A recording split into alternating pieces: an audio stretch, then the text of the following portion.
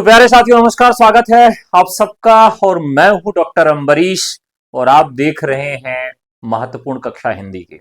आज की इस कक्षा में लोग चर्चा करने वाले हैं government degree college, UGC net, UP TGT PGT, JIC प्रवक्ता, डीट प्लस बी और बीपीएससी टीयर 4 की कक्षाओं की। इसके साथ साथ उत्तराखंड में टीजीटी पीजीटी की भर्ती आ गई है। तो जहां पर भी टीजीटी पीजीटी के समकक्ष हिंदी के बहुविकल्पी सवाल पूछे जाते हैं, वहां ये पार्ट बहुत ही महत्वपूर्ण रहेगा। और तो चलिए शुरू करते हैं आज की क्लास। और आज का सबसे पहला सवाल जो है आपके स्क्रीन पर दिखाई दे रहा है। पहला सवाल क्या है कि समीक्षात्मक कृति आलोचना का पक्ष के लेखक कौन है। तो जितने भी साथी आ चुके हैं वो फटाफट लाइक कर दे वीडियो को और अपने जवाब हमें प्रेषित करें। सवाल क्या है, समीक्षात्मक कृति आलोचना के पक्ष के लेखक कौन है। काफी महत्वपूर्ण सवाल है और परीक्षा के दृष्टिकोण से भी काफी महत्वपूर्ण है। तो जल्दी से कमेंट करके बताएं। प्रश्न संख्या 41, इसके पहले 40 तक हम लोग इसको सॉल्व कर चुके थे। ठीक है, पूछा गया समीक्षात्मक कृति आलोचना का पक्ष के लेखक कौन है। आलोचना का पक्ष,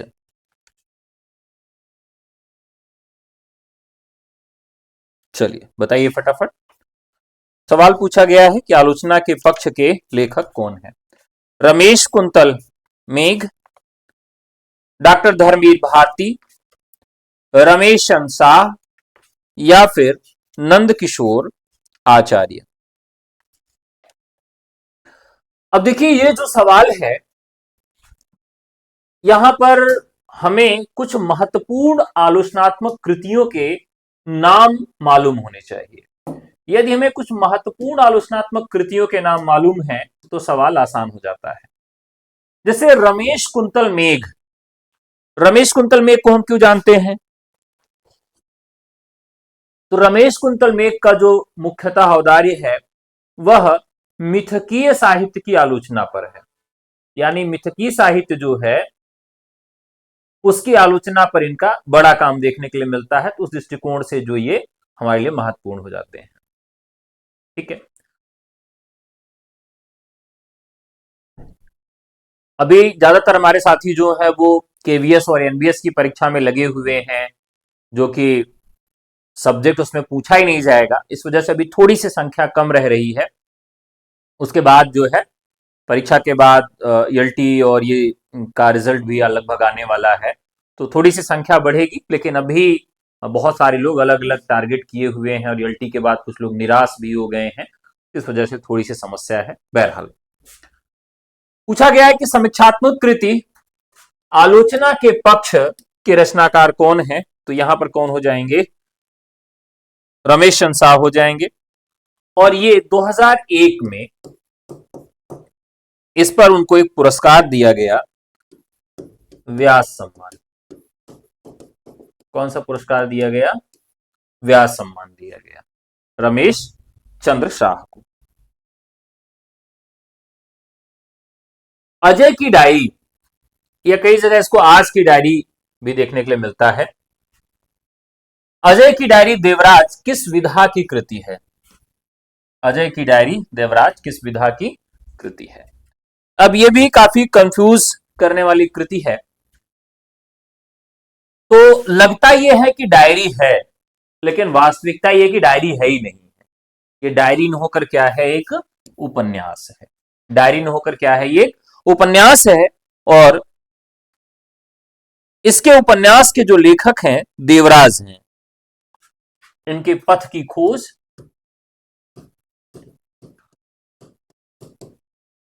पथ की खोज भी इनका एक महत्वपूर्ण रचना है। पथ की खोज भी इसी तरह का है। बाहर भीतर, बाहर भीतर, रोड़े पत्थर, मैं और आप, बाहर भीतर, मैं, वे और आप इत्यादि इनकी रचनाएं हैं। किसकी है? देवराज की। इसकी विधा पूछी जाए तो आप क्या कहेंगे? बताएंगे कि ये उपन्यास है। अगला सवाल है, निम्नलिखित में से किसने प्रसिद्ध पत्रिका आलोचना का संपादन नहीं किया? किस पत्रिका का? आलोचना पत्रिका का संपादन नहीं किया। अब यहां पर यह देखना है कि आलोचना पत्रिका की शुरुआत कब से होती है। तो एक अपने दिमाग में अगर रख लें कि आलोचना पत्रिका कहां से प्रकाशित हुई, पहले प्रकाशक कौन से हुए, तो और आसान हो जाएगा।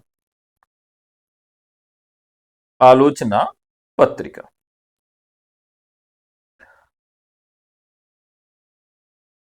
ये पत्रिका जो है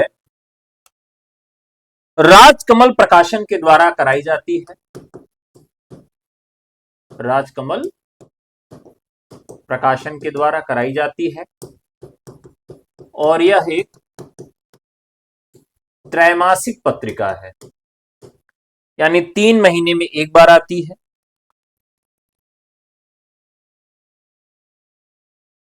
शिवदान सिंह चौहान, नामवर सिंह और इन लोगों ने इसका संपादन किया है, लेकिन धर्मवीर भारती ने इसका संपादन नहीं किया है।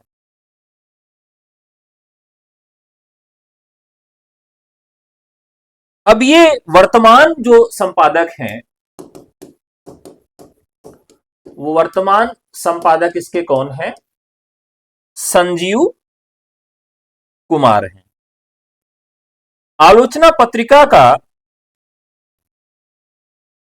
प्रकाशन अगर आपसे पूछा जाए कि कब से होता है, तो यह भी एक महत्वपूर्ण सवाल हो जाएगा।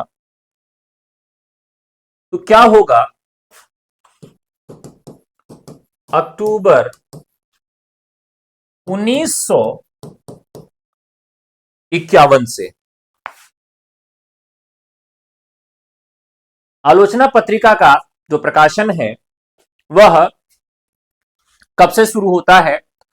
तो अक्टूबर 1951 से इसका प्रकाशन शुरू होता है। और वर्तमान संपादक इसके कौन है? तो वर्तमान संपादक हैं इसके संजीव कुमार। ठीक है। संस्थापक संपादक जो इसके रहे शिवदान सिंह चौहान रहे, यानी जब पत्रिका की शुरुआत होती है तो संस्थापक संपादक इसके कौन रहे? शिवदान सिंह चौहान रहे।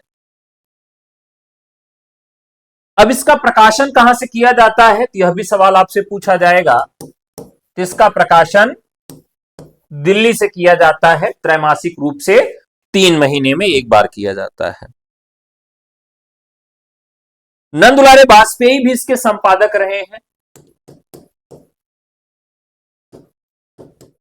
नंदुलारे वाजपेयी भी रहे हैं, अरुण कमल रहे हैं, नामवर सिंह रहे हैं। ठीक है। अगला सवाल, कंकाल एक प्रकार से पाप और पुण्य की समस्या का उपन्यास है। इस कथन के समकक्ष जयशंकर प्रसाद के बाद निम्नलिखित में से किस उपन्यास में इस समस्या को मुख्य रूप से उठाया गया है? अब यह भी बहुत महत्वपूर्ण फैक्ट है। अगर पाप पुण्य की बात की जाए तो आम मानस और आम जनधारणा में एक बड़ा सवाल है कि भाई पाप पुण्य कहते किसको हैं? कंकाल क्या है? कंकाल, तितली और इरावती, ये 3 महत्वपूर्ण उपन्यास माने जाते हैं जयशंकर प्रसाद के। तो उस तरह की समस्या किस और उपन्यास में देखने के लिए मिलती है? तो बीसगुप्त कुमारगिरी, बीसगुप्त कुमारगिरी,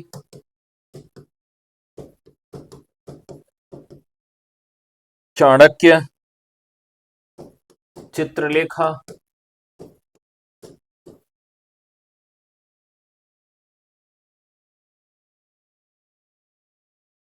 इस उपन्यास में बताया गया कि पाप और पुण्य में हम किस पर टिके रहे। एक गुरु जी के दो शिष्य थे। एक शिष्य को कहा गया कि भाई ऐसा है, तुम जाओ और केवल धर्म कर्म में ही लगे रहो, तपस्या करो और तपस्वी जैसा जीवन व्यतीत करो।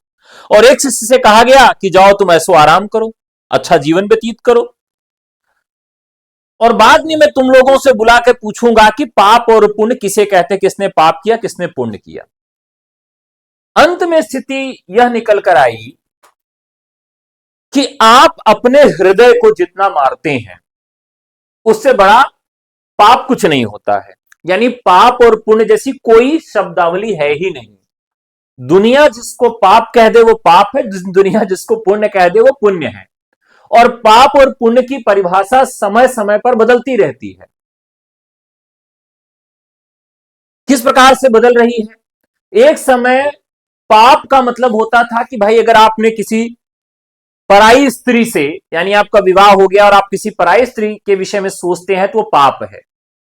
लेकिन आज वो बहुत बड़ा पाप नहीं है। हो सकता है कि आज के 2 4 10 साल बाद वो बिल्कुल पाप न रह जाए। आज आप देख रहे हैं कि जिस तरह की घटनाएं हो रही हैं, वाइट स्वैपिंग की घटनाएं हो रही हैं, बड़े बड़े उद्योगपति, बड़े बड़े अधिकारी गाड़ी की चाबी ले जाके, कमरे की चाबी ले जाके एक साथ सारी चाबियों को वहां पर ऐसे कर देते हैं और आंख बंद करके एक चाबी को उठा लेता है। जो चाबी जिसके हाथ में आ गई वो पत्नी भी उसके साथ जाके एक रात बिताएगी। इस तरह से स्वैपिंग का मामला बहुत उठता है और बीच में दब जाता है, क्योंकि बहुत बड़े बड़े लोगों की कहानियां हैं। तो इस तरह का जो, अब ये क्या है, एक समाज के द्वारा इसको एक्सेप्टेंस मिल गई है, तो ठीक है। ये विवाहेतर संबंध, ex wife, ex boyfriend, ex girlfriend, x वाला किस्सा क्या है, आज भी वैलिडेट हो गया है। मतलब उसको उतना बुरा नहीं माना जाता है इतना। तो समय के साथ पाप और पुण्य जो है वो क्या होता है, बदलता रहता है। न तो कुछ पाप है न पुण्य है। तो इस तरीके से चित्रलेखा भी क्या करती है, 1934 में ये जो रचना आती है, 1934 में जो रचना आती है, इसका भी यही उद्देश्य है कि पाप पुण्य का लेखा जोखा।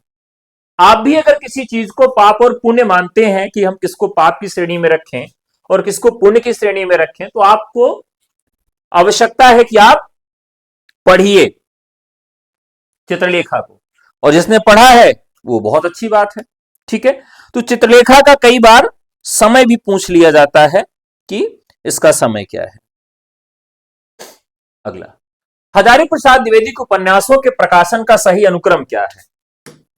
अब देखिए, कुछ उपन्यास जो है इनका अनुक्रम भी पूछा जाता है। कुछ उपन्यास जो है उनका अनुक्रम भी पूछा जाता है, यानी वो कब आए उनका डेट आपसे पूछा जाता है।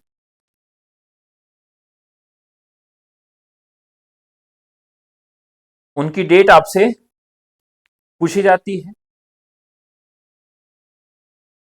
डेट कैसे याद रखें? तो डेट अगर आप नहीं याद रख सके तो कम से कम यह जरूर याद रखें कि पहला कौन सा है और बाद में कौन सा है। तो एक ट्रिक मैंने इस पे बताई थी, बाण चार पुन पोथा, कि पहले बाण से 4 बार मार दिए बच्चे को, और पुन माने फिर से कहते हैं कि चलो बेटा पोथा उठा लो, यानी किताब उठा लो। बाण चार पुन पोथा। अब कई बार इनकी डेट भी पूछी जाती है, कि यानी आपसे डेट भी पूछ ली जाएगी। तो डेट भी आपको इनके उपन्यासों की कम से कम याद रखनी चाहिए। हजारी प्रसाद के जो विषय है उपन्यासों का, वह भी परीक्षा के दृष्टिकोण से काफी महत्वपूर्ण है।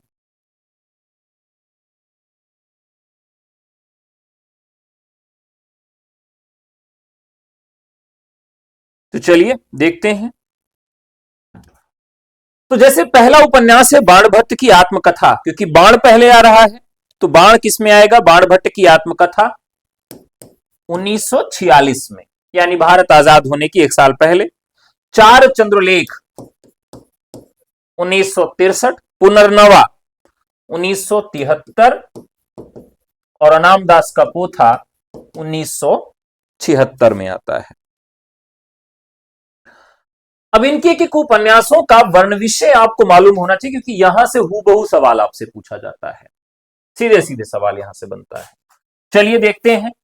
जैसे एक उपन्यास है 1946 में, बाण भट्ट की आत्मकथा। बाण भट्ट की आत्मकथा। जैसे कुछ सवाल हैं जिनको पेटेंट कर लेना चाहिए कि कुछ भी हो यहां से सवाल पूछा ही पूछा जाएगा, कोई रोक नहीं सकता है। तो उसी में से एक सवाल यह भी है, बाण भट्ट की आत्मकथा। इसके विषय में क्या पूछा जाएगा? पूछा जाएगा कि किस शताब्दी का यह उपन्यास है। आप में से कितने लोग जानते हैं कि बाण भट्ट की आत्मकथा में किस शताब्दी की कथा को बताया गया है? पहली, दूसरी, तीसरी, चौथी, पांचवी, छठवीं, सातवीं, आठवीं, नौवीं, 10वीं, 11वीं, 12वीं, किस शताब्दी की कथा को बताया गया है? तो किस शताब्दी की कथा को बताया गया, यह भी आपको याद रखना है। तो यह जो है 7वीं शताब्दी, 7वीं शताब्दी के संस्कृत साहित्य में एक बाणभट्ट हैं, तो उनकी कथा पर आधारित है। लेकिन अब वो बाणभट्ट की कथा किस प्रकार की है? बाणभट्ट तो हैं, लेकिन बाणभट्ट की कथा कैसी है? काल्पनिक कथा है। कथा भी उनकी कैसी है? काल्पनिक है। तो जब हम कथाएं देखते तो कथाएं कितनी प्रकार की होती हैं? एक तो काल्पनिक कथा होती है, ठीक है। दूसरी कथा किस प्रकार की होती है? एक होती है भाई हमने कल्पित कर लिया, उत्पाद्य कर लिया, अपने से बना लिया। एक ऐतिहासिक कथा होती है और एक मिश्रित कथा होती है। तो काल्पनिक और ऐतिहासिक दोनों को मिला देते हैं तो मिश्रित कथा बन जाती है। तो इसमें 7वीं शताब्दी में बाणभट्ट को काल्पनिक रूप में दिखाया गया है। अब इसमें यह भी पूछा जाता है कि उस समय शासन किसका था। यानी एक तो शताब्दी के अनुसार पूछा जाएगा, एक आत्मकथा के आधार पर पूछा जाएगा, एक समय के आधार पर पूछा जाएगा, और तीसरा अगला सवाल पूछा जाएगा किसका शासन काल था। तो किसके शासन काल पर आधारित उपन्यास है? तो आप क्या बताएंगे? हर्षवर्धन। क्या बताएंगे? हर्षवर्धन। राजा हर्षवर्धन कालीन की राजनीति और सामाजिक स्थितियों का चित्रण हुआ है। लेकिन अब इस उपन्यास के माध्यम से यह भी सवाल पूछा जाएगा कि इसका जो वर्ण विषय है वह आधार क्या क्या था। तो एक तो था इसका आधार नारी का सम्मान। पहला उद्देश्य क्या था? नारी का सम्मान। प्रेम का उदात्त चित्रण। प्रेम का उदात्त चित्रण पूछा जा सकता है। इनमें से कौन सा उद्देश्य बाणभट्ट की आत्मकथा का नहीं था? और सांस्कृतिक पुनरुत्थान। सांस्कृतिक पुनरुत्थान। पुनरुत्थान।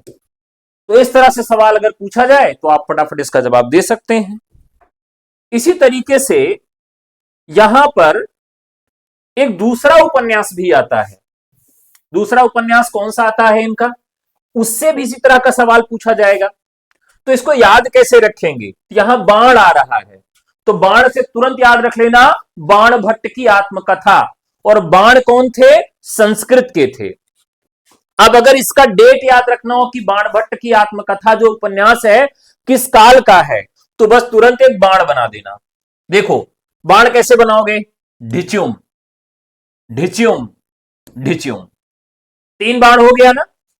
तो बस ऐसे याद रखना है कि बाणभट्ट की आत्मकथा किस शताब्दी की कथा है, भूले ना। इसके लिए 3 बाण मार दो, एक बाण इधर से, एक बाण इधर से, एक बाण इधर से। तुरंत याद हो जाएगा कि 3 बाण है यानी बाणभट्ट। तीनों बाण ही तो लग रहे हैं ना। 3 बाण बना दिया आपने और ये 7वीं शताब्दी इस तरह से आपको याद हो जाएगा। क्लियर रहेगा? डेट उतना महत्वपूर्ण नहीं है लेकिन समय इसका महत्वपूर्ण है। 1963 में आता है चारुचंद्र लेख जो है। अब ये इसका भी समय पूछेगा तो इसमें 12वीं 13वीं शताब्दी का खंडित भारत है। पहले क्या है? भारत अखंड भारत था, लेकिन इसमें किसकी चर्चा की गई है? खंडित भारत की चर्चा की गई है। और समय क्या है? 12वीं 13वीं शताब्दी का खंडित भारत जो है, ऐतिहासिक घटनाएं हैं इसमें। ठीक है, अब इसमें तत्कालीन समाज का पतन, तांत्रिक साधनाओं का भ्रम, आपसी कलह, विज्ञान इच्छा और क्रिया का सामंजस्य, इन सब पर बल दिया गया है। ठीक है, तो ये हो गया 12वीं 13वीं शताब्दी का। तो इसका जरूर याद रखिएगा। तो कई बार इनके उपन्यास पूछ लिया जाता है कि शताब्दी के क्रम में इनके उपन्यासों को क्रम में रखिए। तो जैसे बाणभट्ट की आत्मकथा 7वीं शताब्दी की कथा को बताती है, वैसे ही चार चंद्रलेख वह 12वीं 13वीं शताब्दी की कथा को बताती है। अब ये कैसे याद रहेगा? तो देखिए, जो चांद होता है वो अपने चरम पर कब होता है? 12वें और 13वें दिन, क्योंकि 14वें दिन से 14वें और 15वें दिन वो कम होता है। तो हमें याद रखना, चार चंद्रलेख, चंद्रमा सबसे विकसित रूप में कब आता है? 12वें 13वें दिन। यानी चार चंद्रलेख, चंद्र 12वीं 13वीं से इसको हम जोड़कर याद रखेंगे तो कभी भूलेगा नहीं। पुनर्नवा, ये भी महत्वपूर्ण है। पुनर्नवा, तो पुनर्नवा 1973 का है, 1973 का है। अब इसे याद रखना है साथियों कि पुनर्नवा का जो समय है वो क्या है, यानी किस शताब्दी की कथा का वर्णन यहां पर मिला है। ठीक है, अब यहां पर क्या है कि इसमें वर्ण व्यवस्था की जड़ता, वर्ण व्यवस्था की जड़ता मिलती है, विरुद्ध मानवीय प्रेम के विरुद्ध मानवीय प्रेम को बताया गया है। और इसकी कथा कब की है, यह आपसे सवाल पूछा जाता है। तो पुनर्नवा यानी चौथी शताब्दी, पुनर्नवा यानी इसमें चौथी शताब्दी का वर्णन है, पुनर्नवा। अब पुनर्नवा जो शब्द है, इसमें देखिए कुल कितने वर्ण हैं? 1 2 3 4। पुनर्नवा में कुल कितने वर्ण हैं? 4 वर्ण हैं। पुनर्नवा प न व, यानी पुनर्नवा में कुल कितने वर्ण हैं? 4 वर्ण हैं। इसका मतलब पुनर्नवा की शताब्दी की रचना है, तो चौथी शताब्दी की रचना है। पुनर्नवा की शताब्दी की रचना है, तो चौथी शताब्दी की रचना है। चार चंद्रलेख, चांद अपने विकसित रूप में कब होता है? 12वीं 13वीं शताब्दी। बाणभट्ट की आत्मकथा, बाण में क्या होता है? कौन सी संख्या में बाण बना होता है? 7 में बाण बना होता है, 7 में बाण बना होता है। बाणभट्ट की आत्मकथा 7वीं शताब्दी। चार चंद्रलेख, चंद्रमा अपने विकसित रूप में 12वीं 13वीं में, 12 और 13वें दिन होता है। ठीक है, अब वर्ण व्यवस्था और जड़ता पर जो विरोधाभास दिखाया गया है, का विरोध किया गया है, पुनर्नवा, पुनर्नवा में कुल कितने वर्ण हैं? 4 वर्ण है, 1 2 3 4, याद रखेंगे 4 हो गया। अब बात करते हैं, अब ये जो पुनर्नवा है, मृत जो है मृच्छ कटिकम, मृच्छ कटिकम जो कथा है, कटिकम जो कथा है शूद्रक की, उस कथा का नए संदर्भों में प्रयोग किया गया है। पुनर्नवा यानी मृच्छकटिकम, पुनर्नवा यानी नया जो रूप दिया गया है, किसका? मृच्छकटिकम का नया रूप इसमें दिखाया गया है। ठीक है, इसके अलावा फिर इनकी जो अगली रचना है, जिसका भी हमें समय याद रखना है और वर्ण याद रखना है, 1976, 1976 अनाम दास का पोथा, अनाम दास का पोथा। अब इसे कैसे याद रखेंगे? यह उपनिषद काल की पृष्ठभूमि पर आधारित है। ठीक है, दार्शनिक उपन्यास है और उपनिषद काल पर आधारित है, उपनिषद काल पर आधारित है। और ज्ञान मार्ग और प्रेम मार्ग का द्वंद्व है। यहां पर क्या है? ज्ञान मार्ग और प्रेम मार्ग का द्वंद्व है। अब इसे कैसे याद रखेंगे? इसका समय कैसे याद रखेंगे? तो बहुत महत्वपूर्ण है। अनाम दास का पोथा। अब देखिए, पोथा का मतलब याद कैसे करेंगे? उपनिषद। बाकी क्या होती है? पोथी होती है। लेकिन जो धार्मिक ग्रंथ है वो क्या है? पोथा है। तो ये उपनिषद काल पर आधारित है। किस काल पर आधारित है? पोथा है तो उपनिषद काल पर आधारित है। ठीक है। अब यहां पर एक ऋषि हैं, रैक्व मुनि। क्या नाम है उनका?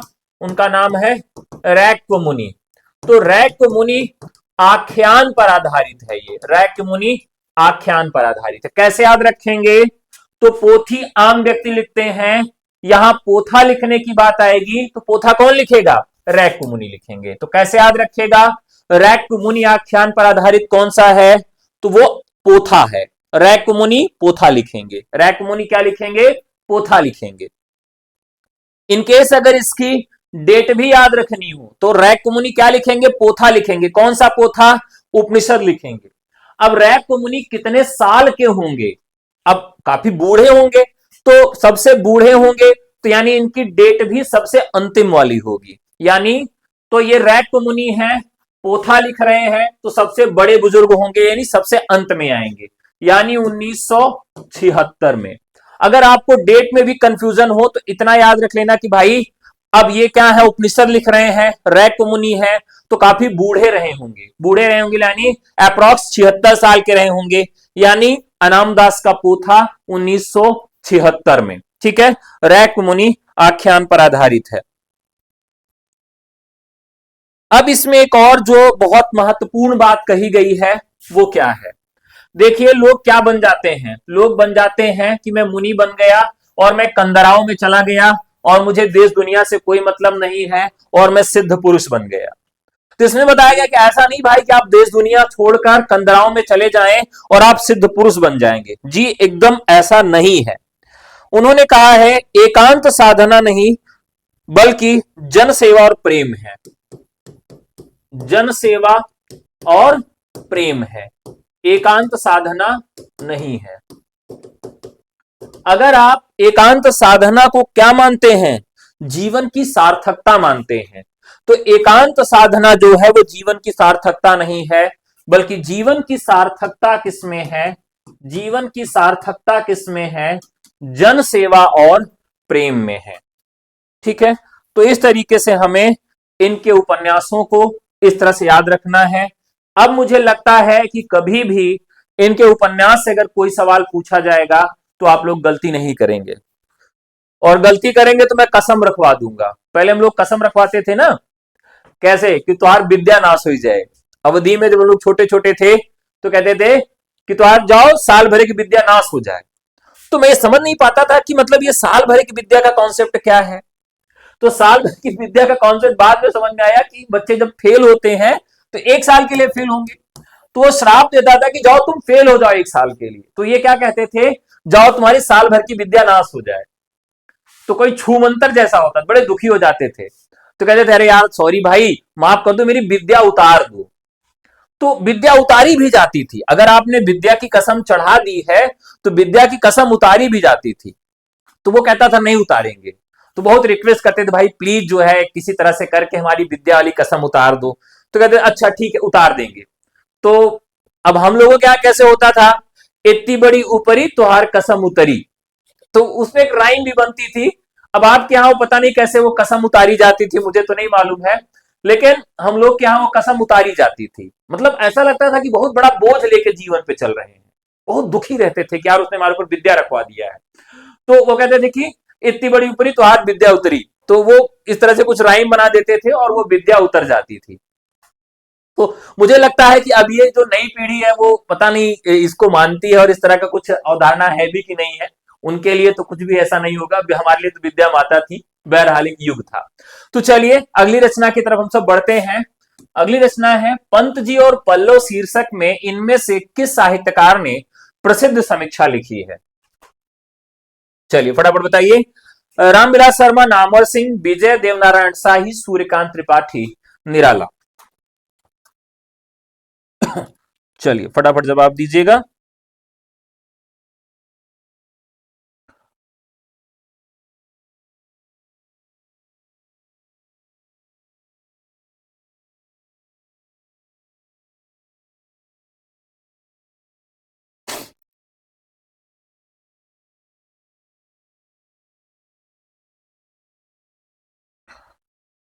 अब यहां पर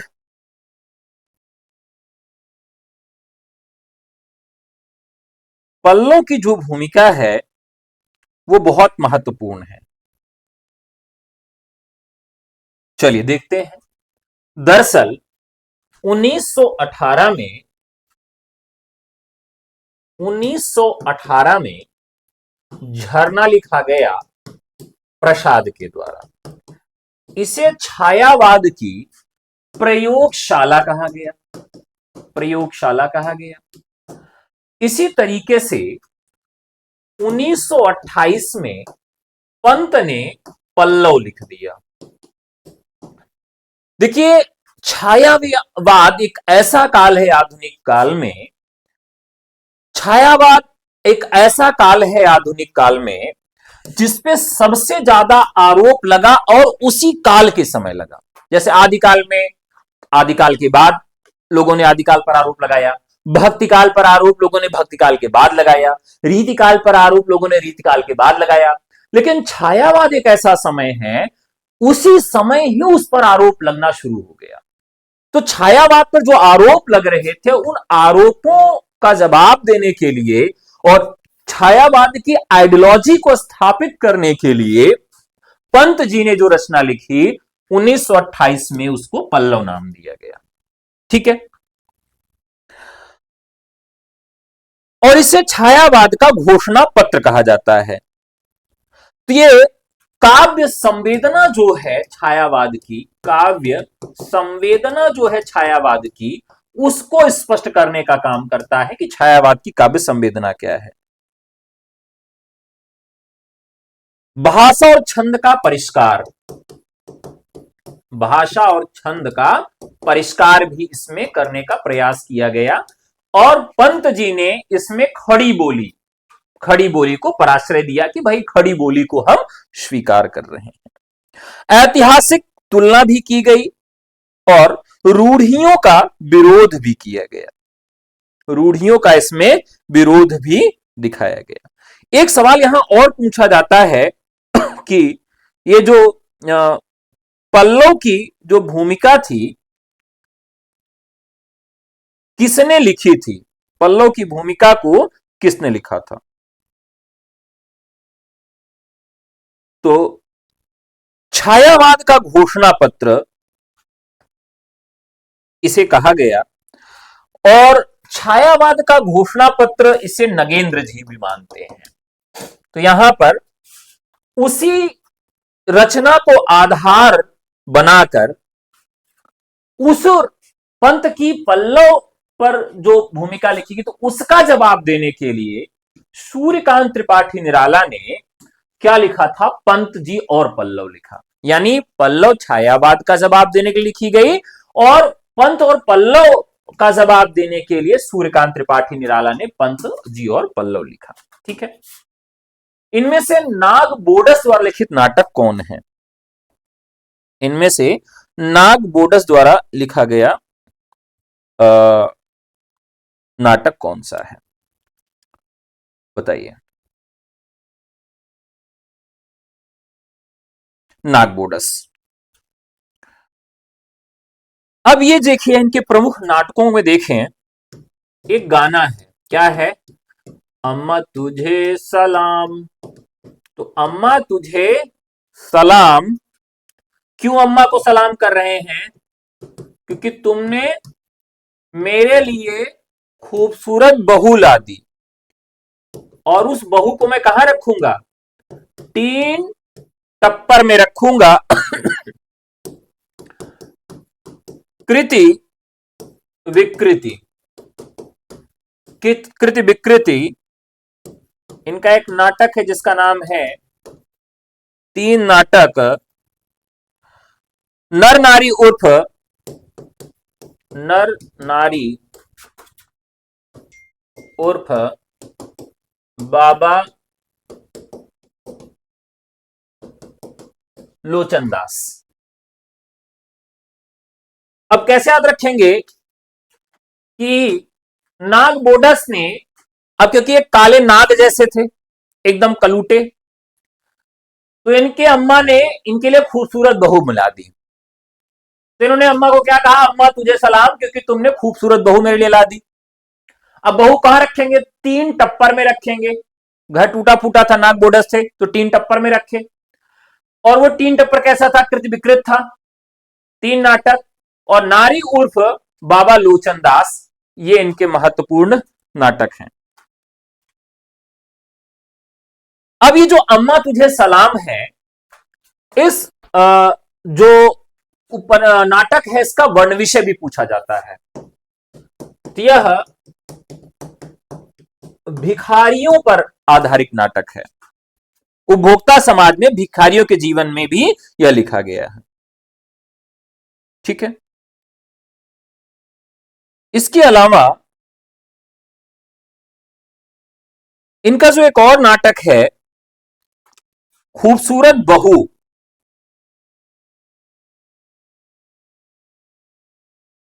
ये जो नाटक है, इसका भी वर्ण विषय थोड़ा बहुत माना जाना चाहिए। ये बुंदेली ब्रज, 2 भाषाओं के मिश्रण में लिखा गया है। बुंदेली और ब्रज, इन 2 भाषाओं के मिश्रण से यह लिखा गया है। ग्रामीण जीवन और पारिवारिक रिश्ते और सामाजिक विसंगतियों को इसमें दिखाया गया है। और ये इसका जो हास्य व्यंग के माध्यम से ग्रामीण जीवन और पारिवारिक रिश्ते और विसंगतियों को दर्शाने का प्रयास किया गया है। तो नाग बोडस ए। ठीक है। इसके अलावा ये जो बाकी नाटक हैं, इनसे भी सवाल पूछा जाता है, क्योंकि ये भी सारे के सारे बहुत ही महत्वपूर्ण हैं।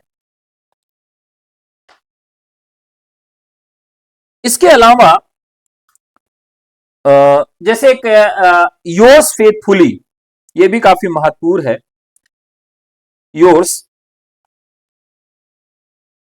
फेथफुली,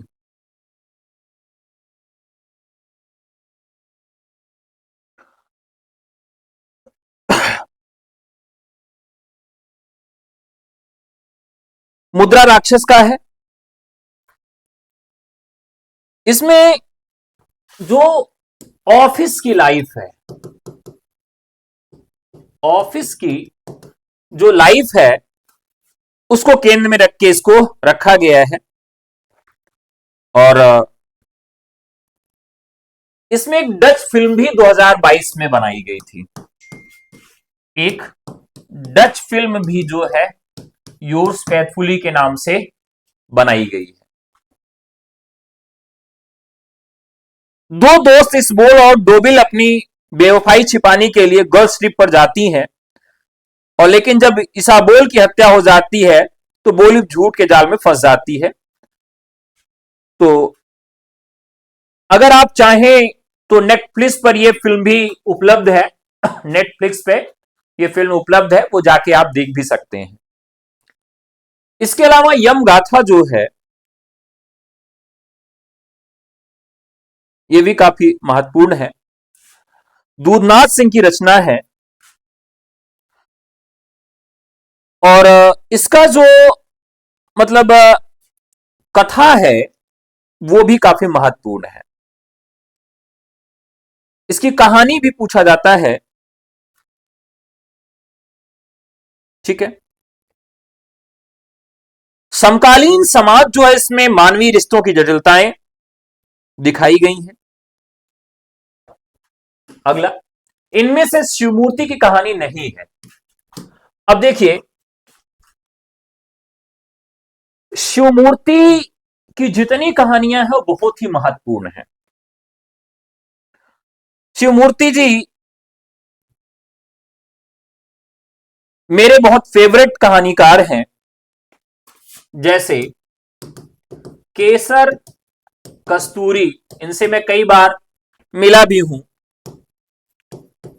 कुच्ची का कानून, मैंने इनसे पूछा कि आपकी कहानियों में अगर एक कहानी आपको ही चुनना पड़े कि आपकी सबसे बेस्ट कहानी कौन सी है, सबसे अच्छी कहानी कौन सी है, तो आप कौन सी चुनेंगे। इन्होंने मुझसे बताया कि मैं कुच्ची का कानून कहानी को चुनूंगा और ये मुख्यतः दलित साहित्य पर आधारित एक महत्वपूर्ण कहानी है। उपन्यास भी त्रिशूल तर्पण आखिरी छलांग, नाटक भी इन्होंने लिखा कसाई बड़ा तिरिया चरित्र। तो तिरिया चरित्र जो है यह बहुत ही महत्वपूर्ण नाटक है। कसाई बाड़ा, भरतनाट्यम भी इनके महत्वपूर्ण है। पूछा गया इनमें से कौन सी शिवमूर्ति की कहानी नहीं है, पूछा गया है शिवमूर्ति की कहानी नहीं है। तो अकर्मक क्रिया, हिमेश से संज्ञा को रुका गया।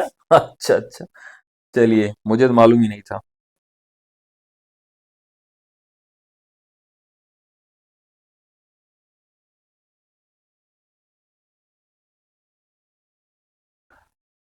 ठंडी है भाई, कोई भी लुका जाए।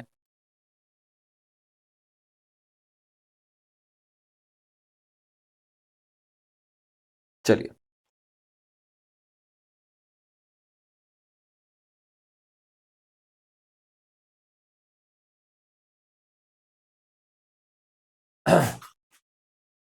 तो यहां पर राइट आंसर क्या हो जाएगा, 49 का डी, अकर्मक क्रिया। सेवाराम यात्री है इसके रचनाकार, सेवाराम यात्री। अगला सवाल, यदि कहा जाए कि शब्द सागर की उपयोगिता और सर्वांग पूर्णता का श्रेय पंडित रामचंद्र शुक्ल को प्राप्त है तो इसमें कोई अत्युक्ति न होगी। एक प्रकार से यह उन्हीं के परिश्रम, विद्वत्ता और विचारशीलता का फल है। कोश ने शुक्ल जी को बनाया और शुक्ल जी ने कोश को। यह युग प्रवर्तक लेखक रामचंद्र शुक्ल तथा प्रसिद्ध कृति शब्दसागर के संबंध में मूल्य परक कथन इनमें से किस साहित्यकार का है। तो देखिए,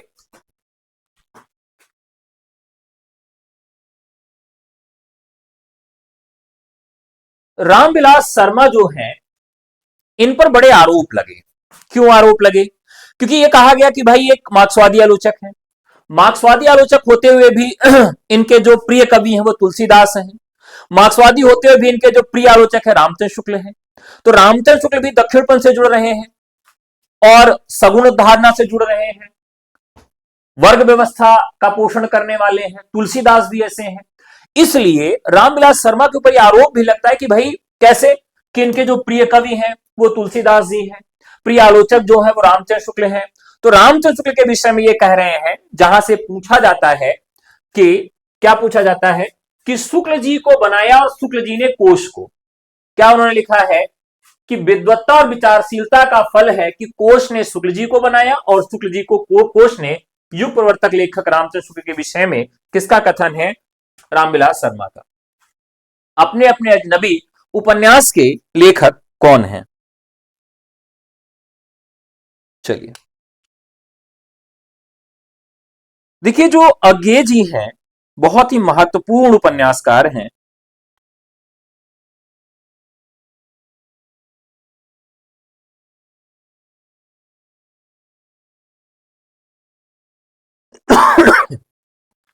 अज्ञे के जो उपन्यास हैं, जैसे पहला उपन्यास जो इनका शेखर एक जीवनी है,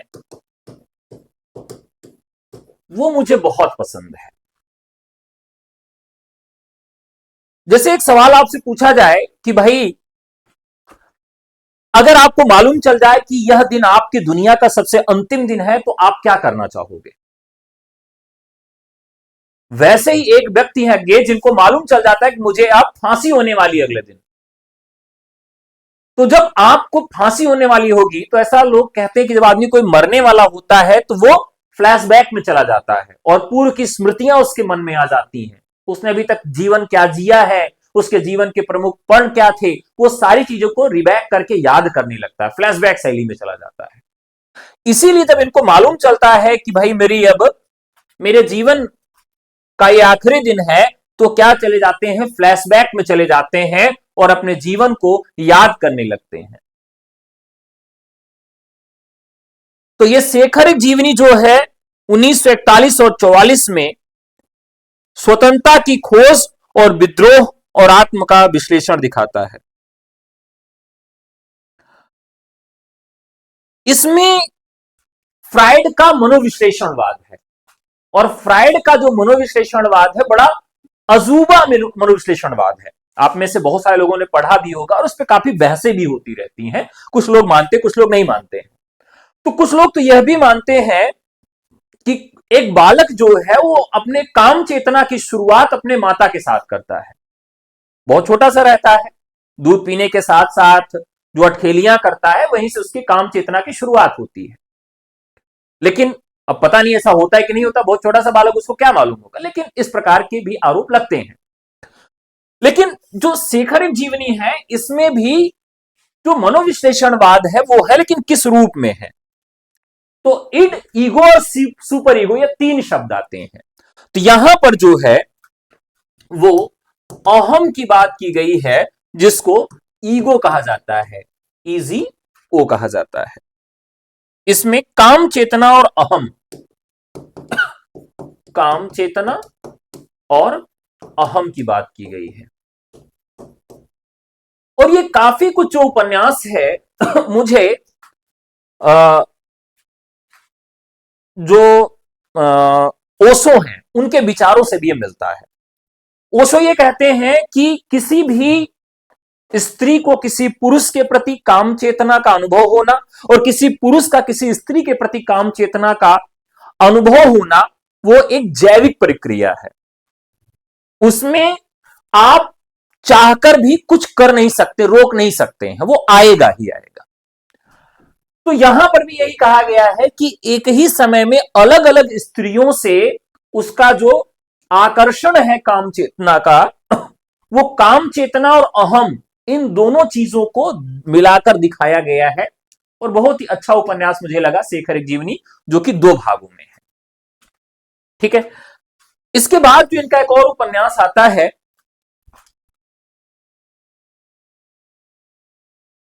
अभी डेट नहीं आई है, डेट नहीं आई अभी। ठीक है, दूसरा उपन्यास इनका जो आता है वो है नदी के द्वीप। अब इनके भी सारे उपन्यासों की डेट आपको मालूम होनी चाहिए। जैसे पहला उपन्यास 1941 में आता है शेखर जीवनी, दूसरा आता है 1951 में, यानी पहले से दूसरे में 10 साल का अंतर है। नदी के द्वीप में क्या है कि व्यक्ति और समाज, व्यक्ति और समाज के बीच का संबंध दिखाया गया है। अब पूछा भी जाता है कि नदी के द्वीप में नदी किसका प्रतीक है और द्वीप किसका प्रतीक है। तो यहां पर ध्यान रखना है कि द्वीप जो है वो व्यक्ति का प्रतीक है। द्वीप कौन है? व्यक्ति का प्रतीक है। और नदी किसका प्रतीक है? समाज का प्रतीक है। पूछा जाएगा, इसको ध्यान रखिएगा।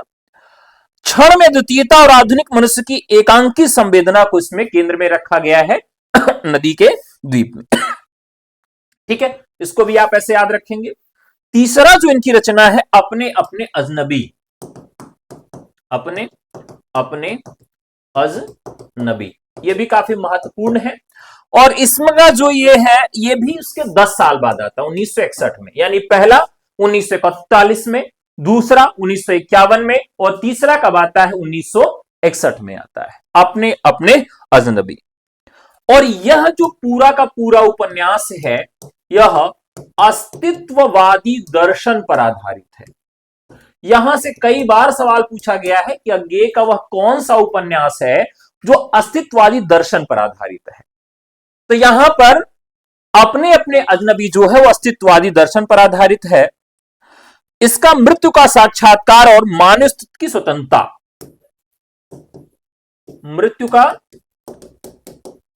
साक्षात्कार और मानव अस्तित्व की स्वतंत्रता, मानव अस्तित्व की स्वतंत्रता, इस उपन्यास का ये 2 प्रमुख उद्देश्य है।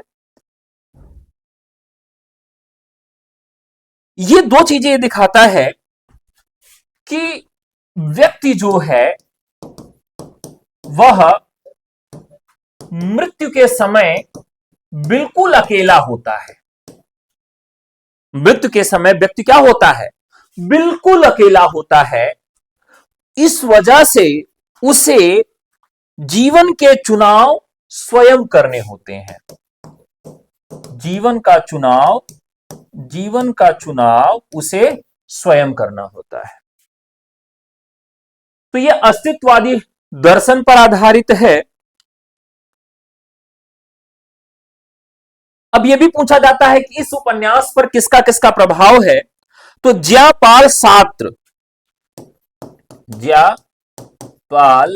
सात्र, ये पश्चिमी विचारक ज्यापाल सात्र हैं जिनका प्रभाव है।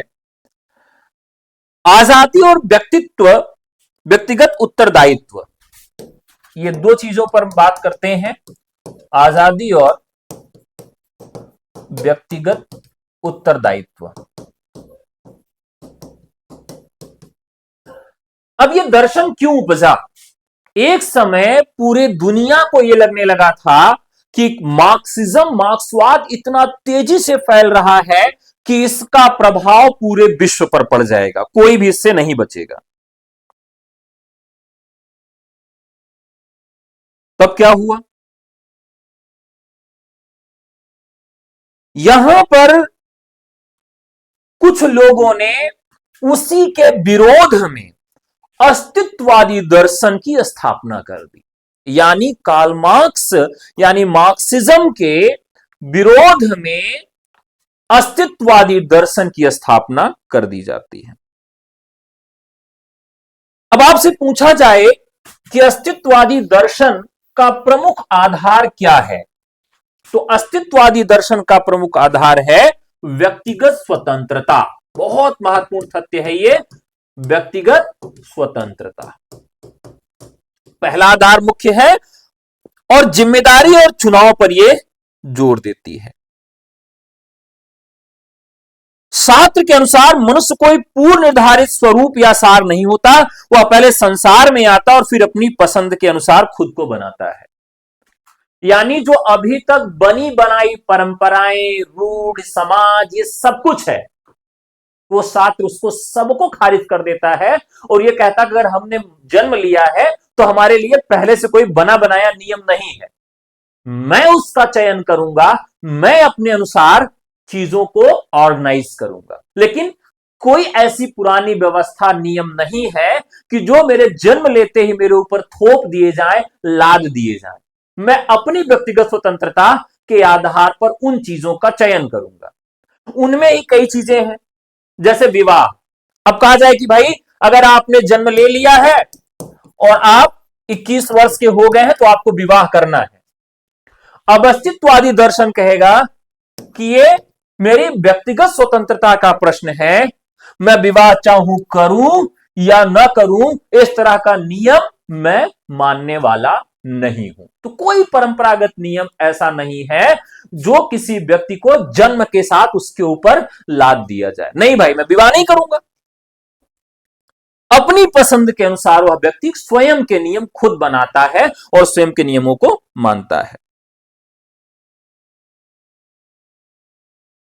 इसके साथ साथ वो कहता है कि व्यक्तिगत स्वतंत्रता और जिम्मेदारी, हमारी व्यक्तिगत स्वतंत्रता है और स्वतंत्रता के लिए जो भी जिम्मेदारियां हैं, वो जिम्मेदारियां भी जो है वह भी मेरी ही है। इसके अलावा अकेलापन और चिंता,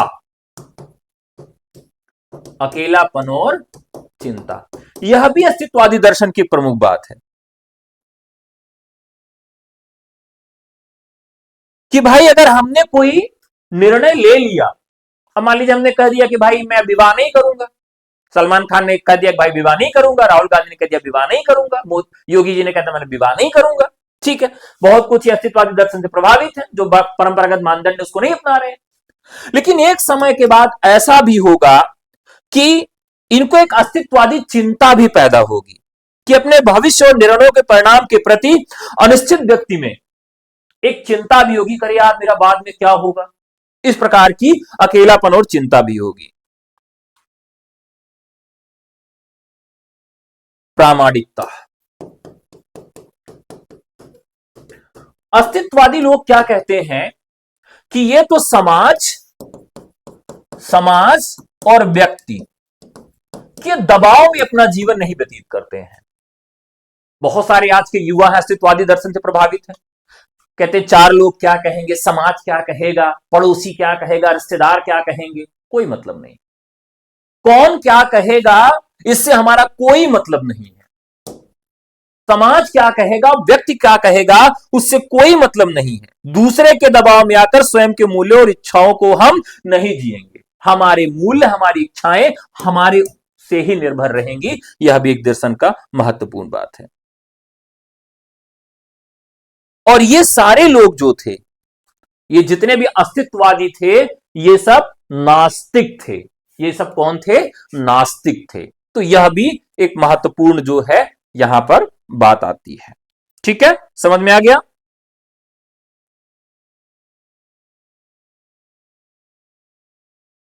तो अस्तित्ववादी दर्शन इसलिए मैंने बता दिया क्योंकि ये बार बार शब्द आपके यहां आता है। अस्तित्ववादी दर्शन से प्रभावित कौन है, अस्तित्ववादी दर्शन किन रचनाओं में मिलता है। ठीक है,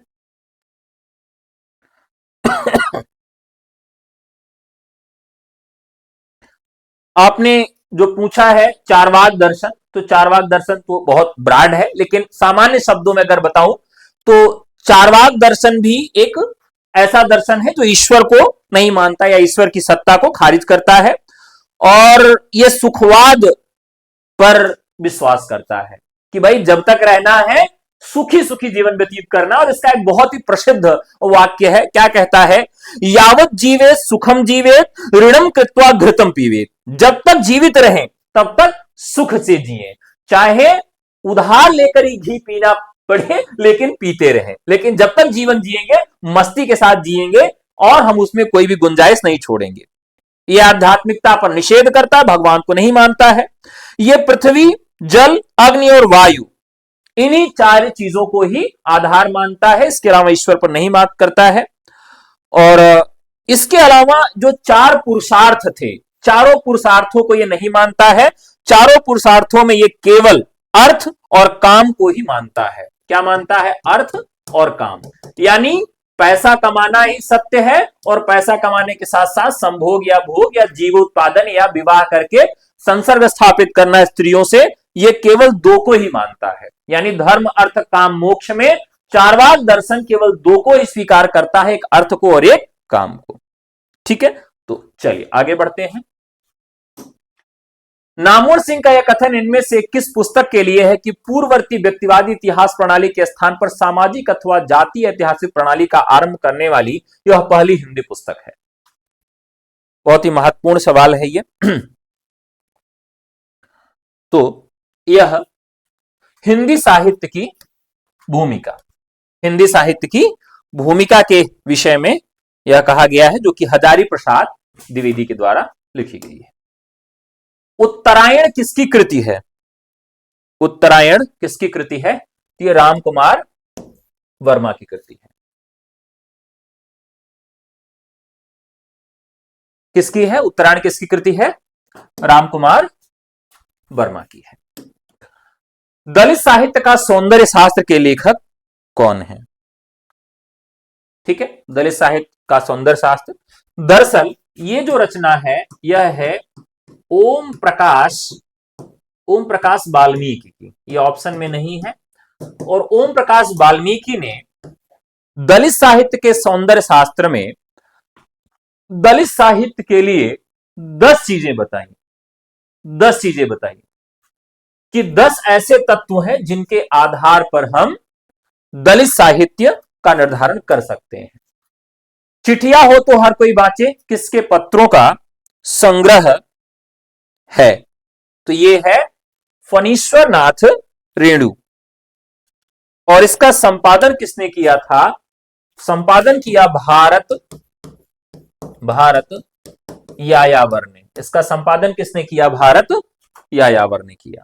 अगर आप जीआईसी प्रवक्ता का पूरा बैच लेना चाहते हैं, DSSB टीजीटी हिंदी, या फिर टीजीटी पीजीटी 2026 का नया बैच लेना चाहते हैं, या टीजीटी पीजीटी का प्रैक्टिस और रिवीजन बैच लेना चाहते हैं, बीपीएससी टीयर 4 का बैच लेना चाहते हैं, यूजीसी नेट का बैच लेना चाहते हैं, उत्तराखंड टीजीटी पीजीटी का बैच लेना चाहते हैं, तो आप हमें व्हाट्सएप करके हमारे बैचेस से जुड़ सकते हैं। अभी नया साल का ऑफर 5 जनवरी तक चल रहा है। 9628 95 92 37 पर आपको व्हाट्सएप करना है। चिटिया हो तो हर कोई बातें इनमें से किसके पत्रों का संग्रह है? भारत यायावर ने संपादन किया था, रेणु के। साप्ताहिक पत्र प्रताप के संपादक कौन थे? साप्ताहिक पत्र प्रताप के संपादक कौन थे? तो ये थे गणेश शंकर विद्यार्थी। आज पत्र के प्रथम संपादक कौन थे? तो ये थे बाबूराव विष्णुराव पराडकर। ये कई बार सवाल पूछा गया, बहुत ही महत्वपूर्ण है। ठीक है, ये बहुत महत्वपूर्ण है। इनमें से कौन सी पत्रिका महात्मा गांधी अंतरराष्ट्रीय हिंदी विश्वविद्यालय द्वारा प्रकाशित होती है? अब यह पत्रिका जो है 1999 से प्रकाशित होती है और इसके संपादक अशोक वाजपेयी। तो ये पत्रिका कौन सी है? तो बहुवचन। ये कई बार पूछी गई पत्रिका है। इसके अलावा तद्भव पत्रिका जो है यह अखिलेश लखनऊ से छपवाते हैं, अखिलेश यादव नहीं, अखिलेश हैं। यह पत्रिका भी त्रैमासिक है। पहल जो है वह ज्ञान रंजन की पत्रिका है और यह भी त्रैमासिक है, जयपुर से छपती है। वसुधा पत्रिका जो है यह स्वयं प्रकाश की है, जबलपुर से छपती है और यह भी त्रैमासिक पत्रिका है और ये तो आपके वर्धा से छपती ही है। बहुवचन। तो राइट आंसर हो जाएगा आपका बहुवचन। एक कहानी यह भी आत्मकथा की लेखिका कौन है? तो ये हो जाएगा मन्नू भंडारी। हादसे बहुत महत्वपूर्ण है रमणिका गुप्ता की। जो कहा नहीं गया, जो कहा नहीं गया, कुसुम अंसल। अन्य से अनन्या, अन्य से अनन्या प्रभा खेतान का, यानी राइट आंसर हो जाएगा मन्नू भंडारी। निम्नलिखित में से कौन सी रचना एकांकी है? कौन सी रचना एकांकी है? तो नदी प्यासी थी, धर्मवीर भारती की रचना है, नदी प्यासी थी एकांकी। ठीक है, अब बात करें विधा वाली रचना बड़ी खतरनाक होती है। परिंदे कहानी है, इसे हिंदी की पहली आधुनिक कहानी भी माना जाता है। इसी तरीके से गुल की बन्नो धर्मवीर भारती की ही कहानी है, यह भी बहुत महत्वपूर्ण है। सुहाग के नुपुर उपन्यास है अमृतलाल नागर का, यह भी काफी महत्वपूर्ण रचना है। अगला, निम्नलिखित में से कृति आत्मकथा नहीं है। कौन सी कृति आत्मकथा नहीं है? तो अब मैं नचो बहुत गोपाल, अब मैं नचो बहुत गोपाल। अब ये क्या है? उपन्यास है। उपन्यास है, किसका है? अमृतलाल नागर का। बनारसी दास चतुर्वेदी की आत्मकथा है, पहली रचना अर्धकथा। निज वृत्तांत अंबिका दत्त व्यास की आत्मकथा है, अंबिका दत्त व्यास की आत्मकथा है। मेरी आत्म कहानी श्याम सुंदर दास की, श्याम सुंदर दास की आत्मकथा है। तो यहां पर अब नचियों में बहुत गोपाल यह उपन्यास है, तो यह बहुत महत्वपूर्ण है। विधाओं से संबंधित प्रश्न बहुत पूछे जाते हैं, जिसको अच्छे से आप याद रखिएगा। भारतीय भाषा परिषद कोलकाता से प्रकाशित पत्रिका कौन सी है? भारतीय भाषा परिषद कोलकाता से, तो यहां पर जो पत्रिका है वागार्थ है। ठीक है, दुलारे लाल भार्गव वसुधा के संपादक हैं। वागार्थ की बात करें तो वागार्थ पत्रिका 1995 कोलकाता से प्रकाशित होती है और इसका प्रकार जो है वह एक प्रकार की मासिक पत्रिका है। तो ऐसे याद रखेंगे। नई कविता पत्रिका का प्रकाशन कहां से हुआ? नई कविता पत्रिका का प्रकाशन ध्यान रखिएगा 1954 और ये अर्ध वार्षिक पत्रिका है, अर्धवार्षिक पत्रिका है, कहां से निकाली गई? इलाहाबाद से। यानी दो तरह का सवाल आता है, एक तो आता है नई कविता, नई कविता, और एक शब्द आता है नई कविता आंदोलन। एक आता है नई कविता आंदोलन, ठीक है।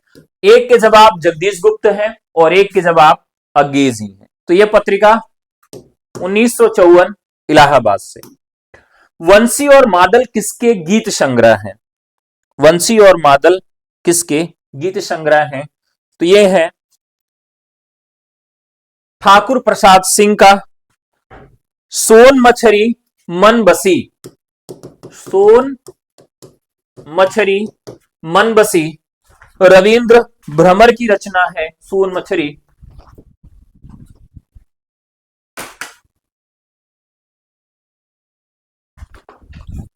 सोन मछरी मन बसी रविंद्र भ्रमर की है। इसी तरीके से माहेश्वर तिवारी, माहेश्वर तिवारी हर सिंगार कोई तो हो, हर सिंगार, हर सिंगार कोई तो हो, और श्री राम सिंह जो है, इनको जरूर याद रखिएगा, ये जो साहित्य है, कौन सा साहित्य है? शिकार साहित्य। हिंदी में शिकार साहित्य के लिए एक बड़ा नाम इनका मिलता है। अल्मोड़े का बाजार रिपोर्टाज के लेखक कौन है? ध्यान रखिएगा, प्रकाश चंद गुप्त हैं।